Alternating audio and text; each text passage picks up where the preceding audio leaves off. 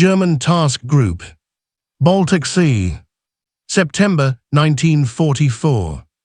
Early morning, before first light.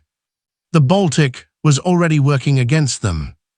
Low clouds pressed down on the water, flattening depth and erasing distance. Mist hung just above the surface, thick enough to blur outlines but thin enough to deceive the eye. Sound carried oddly, engine noise bending, gunfire echoing where no ships appeared to be. Visibility was poor, but movement continued anyway. The German task group pushed forward in formation, engines steady, spacing tight enough to maintain cohesion in conditions where sight could not be trusted. This was not an aggressive advance. It was controlled movement, ships proceeding under the assumption that contact, if it came, would arrive with warning. That assumption shaped everything. On the bridges, officers relied on reports rather than vision. Lookouts strained against fog and darkness, calling out shapes that vanished before they could be confirmed. Orders flowed calmly, deliberately. There was no panic, no sense that minutes mattered. They did. The Baltic did not allow long openings. Somewhere ahead, contact had already been made, detected not by eyes, but by systems operating faster than voices could carry. Bearings were established, courses plotted. The engagement had begun in calculations before it existed in perception. On the German ships, none of this was yet visible. The formation held. Guns were manned but idle. Command waited for clarity. What they did not realize was that clarity would arrive as impact, not information. The first shells did not announce themselves from a distance. There was no long build-up, no warning thunder across open water. They arrived compressed by range and speed, striking before the mind could register where they had come from. Explosions tore into the formation. Fire bloomed briefly, then vanished back into mist. Steel rang and buckled. Shock traveled through hulls faster than reports could be spoken. Bridges shook. Radios crackled alive all at once. Confusion followed instantly, not fear but overload. Ships attempted to report damage. Bearings were requested and contradicted. Smoke and fog collapsed perspective, making it impossible to tell whether fire was incoming or outgoing. The enemy remained unseen, defined only by effect. Command tried to respond. Orders were drafted, then revised. Signals were transmitted, then repeated. Every instruction arrived seconds late, then meaningless, because the situation it addressed had already changed. This was the core problem. The engagement was moving faster than command could shape it. 9 minutes. That was the window. Within those 9 minutes, ships would be hit, crippled, and lost without ever receiving coherent direction. Crews would fight independently, reacting to damage rather than following intent. Maneuvers would conflict. Fire would be returned without coordination. And above all, orders would keep arriving, always just behind reality. The German task group did not lack discipline. It did not lack training. It lacked time. As the clash accelerated under fog and poor visibility, the chain of command stretched until it snapped, not from failure, but from speed. Decisions made correctly arrived too late to matter. By the time command understood the scale of what was happening, 10 ships would already be gone. Not because no one tried to lead, but because leadership arrived after destruction had already moved on. In the Baltic Sea that morning, the battle was not lost through hesitation. It was lost because the war had learned to move faster than orders could follow. The task group had been organized for cohesion, not chaos. German naval doctrine emphasized control under uncertainty. In restricted waters like the Baltic, tight formation was considered a safeguard. Ships stayed close enough to exchange signals quickly, support one another's fire, and maintain a shared picture when visibility failed. Distance was a liability. Proximity was stability. That thinking shaped the night's movement. Spacing was conservative. Courses were steady. Speed was moderated to prevent separation in fog. Each ship trusted that command would see what individuals could not, and that when contact came, direction would arrive promptly and clearly. This trust was not naive. It was procedural. On the bridges, officers expected the familiar sequence: detection, confirmation, orders, execution. Even in poor visibility, that rhythm had worked before. Fog complicated perception, but it did not usually erase command. The system assumed that information might be delayed, but not overtaken. What the formation did not account for was compression. In fog and mist, range collapses without warning. Contact that would be distant at sea becomes immediate. Engagements that once unfolded over tens of minutes now resolved in moments. Tight formation, meant to preserve control, reduced reaction margin instead. When the first impacts came, the formation magnified them. A ship struck could not shear away without crossing another's path. Course changes rippled through the line, forcing compensations that took time no one had. Smoke and steam spread laterally, blinding neighbors and turning shared space into shared confusion. Command traffic spiked instantly. Damage reports overlapped. Bearings conflicted. Requests for clarification arrived faster than they could be answered. The same proximity that enabled communication also flooded it. Too much information, arriving too late, in fragments that contradicted one another. This is where the doctrine began to fail. Centralized control requires a stable picture. In the Baltic that morning, the picture changed faster than it could be stabilized. Orders drafted against one understanding arrived after the situation had already shifted. Corrections followed corrections. Signals chased events rather than shaping them. The formation held physically, but its purpose inverted.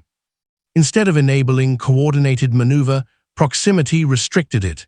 Instead of preserving clarity, it multiplied noise. Ships found themselves reacting to nearby damage as much as to enemy fire, adjusting to friendly movement they could not see. Crews did what training told them to do. They waited for direction. That wait cost seconds. Seconds became minutes, and in a fight measured in 9 minutes, waiting was decisive. The formation had been built for control in uncertainty. What it faced was speed that erased uncertainty by force. Once that happened, the structure designed to keep the task group together began to pull it apart, ship by ship, order by order, always just behind the moment it needed to act. The battle had not yet peaked, but the conditions that would decide it were already locked in place. The moment contact was made, time collapsed. In earlier naval battles, poor visibility slowed everything. Ships searched cautiously. Fleets felt their way forward, probing with sound and shadow. Fog created hesitation. It forced commanders to wait, to verify, to confirm before acting. By 1944, that hesitation no longer existed. Detection no longer depended on what could be seen. It depended on signals, returns on instruments that did not care about fog or darkness. Once contact appeared, the engagement did not unfold gradually. It began already compressed. In the Baltic, this compression was fatal. The opposing forces did not drift into range. They arrived there. What should have been minutes of maneuver became seconds of calculation. Fire control solutions were formed before visual confirmation ever became possible. The first salvos were not exploratory, they were deliberate. For the German task group, this shift was invisible. Bridges still waited for clarity. Lookouts still strained into mist. Command assumed that even if contact occurred suddenly, there would be a short window, enough time to issue unified orders, enough time to align the formation before violence escalated. That window never opened. The engagement skipped it entirely. Shells landed before command fully understood where contact had occurred. Damage reports reached flagships almost immediately, but without a shared reference. Bearings conflicted. Some ships reported fire from ahead, others from the flank. Fog swallowed trajectories, making it impossible to link cause with direction. Command tried to respond in real time. Orders were sent to adjust course, redistribute fire, tighten or loosen formation, but each instruction addressed a picture that no longer existed by the time it arrived. The battle was moving faster than language. This was the core failure. Not bad decisions. Not poor leadership. Delay. Every order arrived seconds late. Every correction chased a situation that had already shifted. The faster command tried to assert control, the more obvious it became that control was slipping. Fire intensified. Ships reacted locally, returning fire where they believed the threat to be, but without coordination, these responses overlapped uselessly or interfered with one another. Some ships turned aggressively, exposing others. Some held course, waiting for direction that never aligned. Fog amplified the problem. Smoke from gunfire merged with mist, thickening the visual barrier. Flash and flame briefly revealed silhouettes, then erased them again. Crews fired at moments of opportunity rather than sustained targets. Success could not be confirmed. Failure could not be corrected. In this environment, command lag was lethal. Centralized control depends on the assumption that decisions can influence outcomes. In the Baltic that morning, outcomes were decided before decisions could arrive. The engagement had crossed a threshold where speed mattered more than structure. The task group was still intact in formation, but functionally, it was already fragmenting. Ships were no longer fighting as a unit. They were fighting as individuals bound by proximity rather than purpose. Orders continued to come, but always after the moment when they could have mattered. This is how the clash outran command. Not in a dramatic breakdown. Not in open mutiny. But in a quiet, relentless gap between what was happening and what could still be directed. And in that gap, the next 6 minutes would decide everything. The opening salvos did not arrive as a single moment. They arrived as overlap. Shells struck different ships within seconds of each other, close enough in time that crews could not tell which impact had come first. In fog, sound traveled unpredictably. Explosions echoed and folded back on themselves, making direction impossible to judge. The effect was immediate disorientation. Bridges shook. Compartments flooded. Fires started where no one had expected them. What mattered was not the damage alone. It was timing. The task group had been moving under the assumption that the first contact would still allow command to impose order. Instead, the first impacts created multiple emergencies at once. Damage reports flooded radios simultaneously, each demanding priority, each describing a different crisis. Command tried to establish sequence. Which ship was hit first? Where was the enemy concentrated? What maneuver would stabilize the line? Those questions could not be answered quickly enough. Some ships lost speed immediately. Others suffered steering damage that forced wide, blind turns. These movements were made under local necessity, not centralized intent. In tight formation and poor visibility, one ship's survival maneuver became another's hazard. Smoke thickened rapidly. Gunfire added to the fog, creating a shifting wall that swallowed silhouettes almost as soon as they appeared. Brief flashes revealed hulls at close range, too close, but only for an instant. Crews fired at what they saw, then lost it again. This shattered rhythm. Naval combat relies on cadence: detect, fire, assess, adjust. In the Baltic that morning, assessment never stabilized. By the time crews tried to adjust, the target had vanished or the situation had changed. Command orders continued to arrive. They were not wrong. They were late. Instructions to turn arrived after turns had already been made. Orders to concentrate fire came after ships had lost the ability to identify the same target. Requests to hold formation arrived when holding course risked collision. Each order carried authority. Each order also arrived after the moment it was meant to control. The result was hesitation layered on top of action. Ships that had already maneuvered waited for confirmation. Ships still holding course delayed movement to avoid conflicting instructions. In a fight measured in minutes, these pauses were decisive. The enemy did not need perfect accuracy. The conditions did the work. Every hit created secondary effects, steam, smoke, debris that spread beyond the point of impact. Visibility worsened with every exchange. Coordination degraded with every second. The opening salvos had not only damaged ships, they had damaged the fleet's ability to think collectively. This is when the task group lost its internal clock. Without a shared sense of timing, actions could not align. Some ships were already reacting to damage, while others were still waiting for orders. The formation existed physically, but it no longer functioned as a single force. The rhythm was gone. And once rhythm disappears in combat, recovery is unlikely. The next phase would not be decided by who had more firepower. It would be decided by who could act without waiting. For the German task group, waiting was built into the system. And in the Baltic fog, waiting meant falling behind events that were moving faster than command could follow. As damage spread across the formation, command did not fall silent. It worked harder. Signals moved constantly, course adjustments, fire directives, instructions to hold or break formation. Flagships attempted to reassert coherence, to slow the fight down to a pace where it could be controlled. Every order was logical. Every instruction followed doctrine.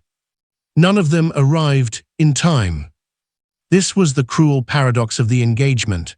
Command was active, engaged, and responsive, yet increasingly irrelevant. The battle was not waiting for direction. It was resolving itself faster than direction could influence it. Radio traffic became a flood. Damage reports overlapped with requests for guidance. Ships reported fires, flooding, loss of steering, loss of speed, often all at once. Bearings were inconsistent. Timelines contradicted each other. The fog ensured that no single report could be verified visually. Command tried to synthesize the chaos. Orders were issued to redistribute fire, to create space, to adjust speed. But each order assumed a shared picture that no longer existed. A ship ordered to turn had already turned to avoid collision. A ship told to maintain course was already dead in the water. This created hesitation. Crews received instructions that conflicted with what they were experiencing. Do they obey the order or respond to the emergency directly in front of them? Training emphasized obedience, but survival demanded improvisation. Many captains chose the latter. They acted locally without waiting for confirmation. Engines were pushed or cut, rudders were thrown over, guns fired at fleeting targets. These actions were necessary, but they further eroded coordination. Orders continued to arrive, always just behind the moment. This lag mattered more than any single hit. It meant that even correct decisions lost value by the time they reached execution. The faster command tried to keep up, the more obvious it became that the battle was no longer centrally controllable. Fog and smoke ensured that this gap could not be closed. Even when an order arrived promptly, its effect could not be observed. Success could not be confirmed. Failure could not be corrected. Command operated blind, issuing instructions into an environment that no longer responded predictably. This is when the task group crossed a critical threshold. The ships were still communicating. The chain of command still existed. But influence had been lost.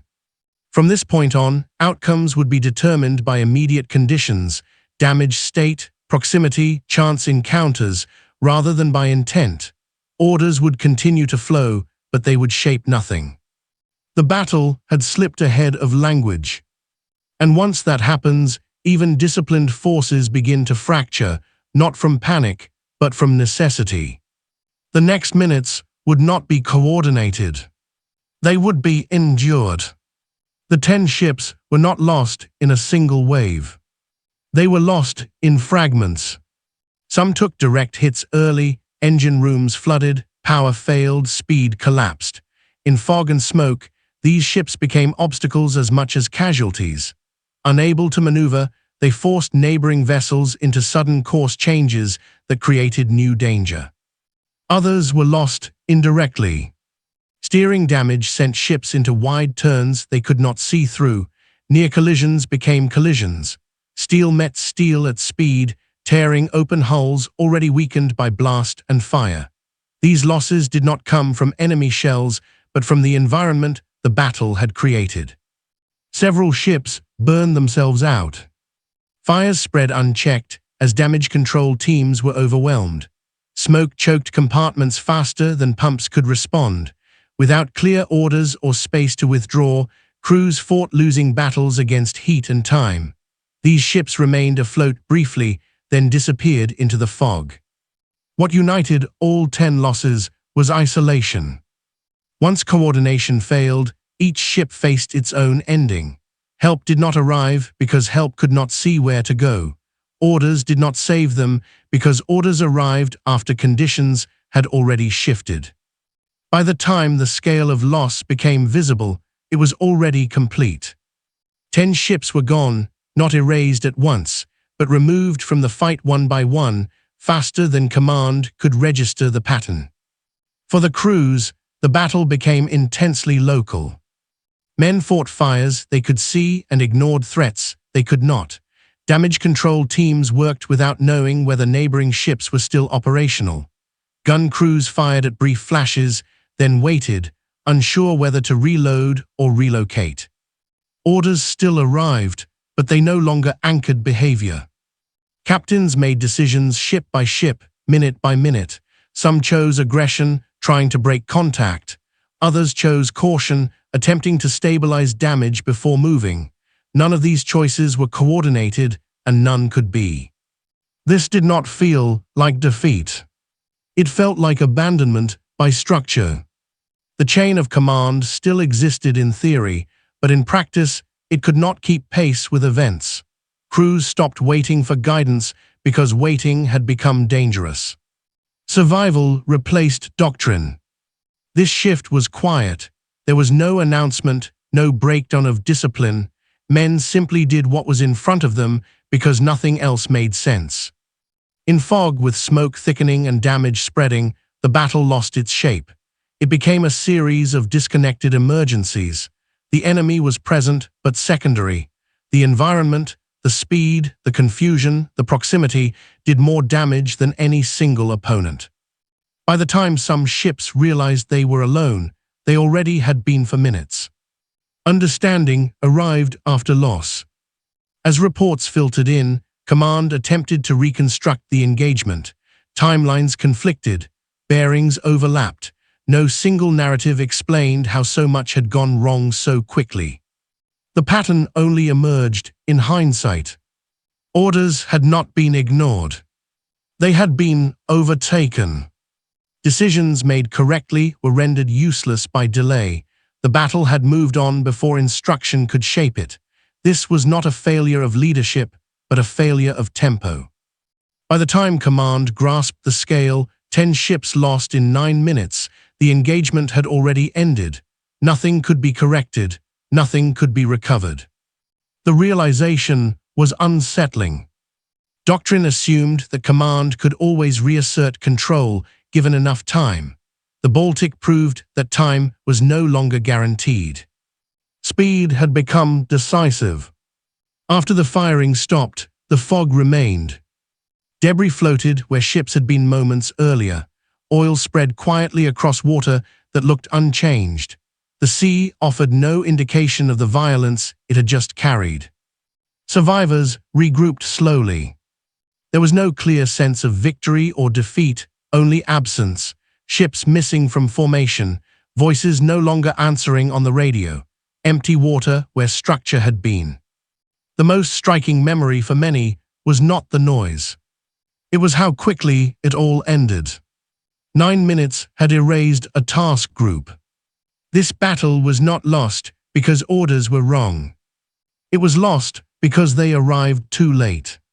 In the Baltic Sea in 1944, speed outpaced structure, fog compressed distance, technology compressed time, the space where command once operated vanished. 10 ships were lost not through panic or incompetence, but through delay measured in seconds. The lesson was stark. Control must move at the speed of distraction, or it will not move at all. In 9 minutes, the German task group learned that war had crossed a threshold where leadership without immediacy became memory rather than influence. The ships did not wait to be defeated. Events defeated them first.